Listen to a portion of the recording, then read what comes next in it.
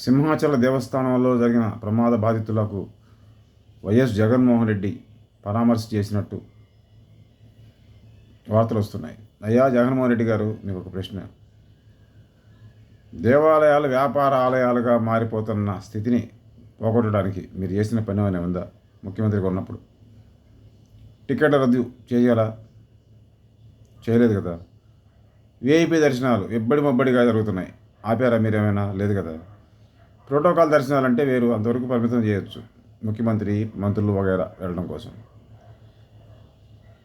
మీరు ఏం చేశారని మీరున్న కాలంలో ఇప్పుడు పరామర్శకు వెళ్తారు, రాజకీయం కోసం కాకపోతే?